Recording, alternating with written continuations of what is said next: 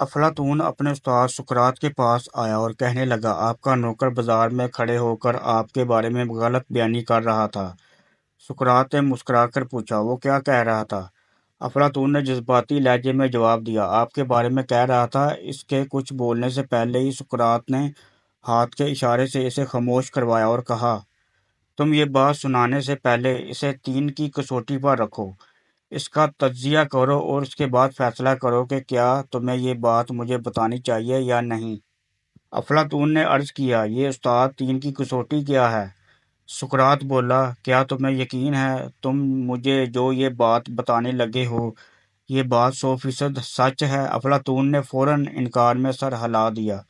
سقراط نے ہنس کر کہا، پھر یہ بات بتانے کا تمہیں اور مجھے کیا فائدہ ہوگا؟ افلاطون خاموشی سے سقراط کے چہرے کی طرف دیکھنے لگا۔ سقراط نے کہا، یہ پہلی کسوٹی تھی، اب دوسری کسوٹی کی طرف آتے ہیں۔ مجھے تم جو یہ بات بتانے لگے ہو کہ یہ اچھی بات ہے؟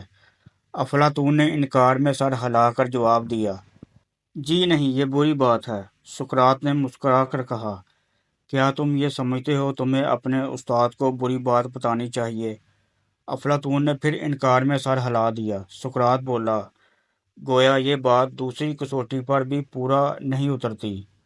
افلاطون خاموش رہا۔ سقراط نے ذرا سا رک کر کہا، اور آخری کسوٹی، یہ بتاؤ، یہ جو بات تم مجھے بتانے لگے ہو کیا یہ میرے لیے فائدہ مند ہے؟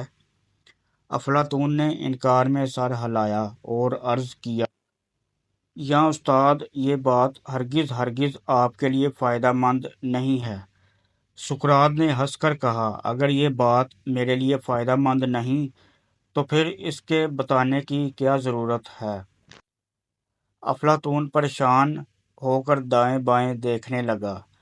سقراط نے گفتگو کے یہ 3 اصول آج سے ہزاروں سال قبل وضع کر دیے تھے۔ اس کے تمام شاگرد اس پر عمل کرتے تھے۔ وہ گفتگو سے قبل ہر بات کو 3 کی کسوٹی پر پرکھتے تھے۔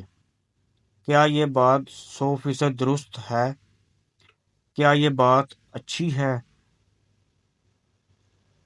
کیا یہ بات سننے والے کے لیے مفید ہے؟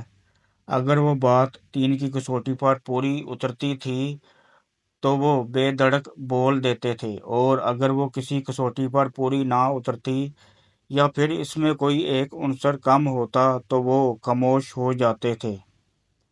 آج ہمارے معاشرے کو بھی اس 3 کی کسوٹی کی بہت ضرورت ہے، جہاں نکتہ چینی، چغل خوری، تہمت، بیانی اور گمراہ کن باتوں کا دور دورہ ہے، اور ہر فرد دوسرے کے لیے زبان کے تیر چلانے کی طاق میں بیٹھا ہوا ہے، اور جس کی وجہ سے بہت سے افسوسناک واقعات جنم لے رہے ہیں۔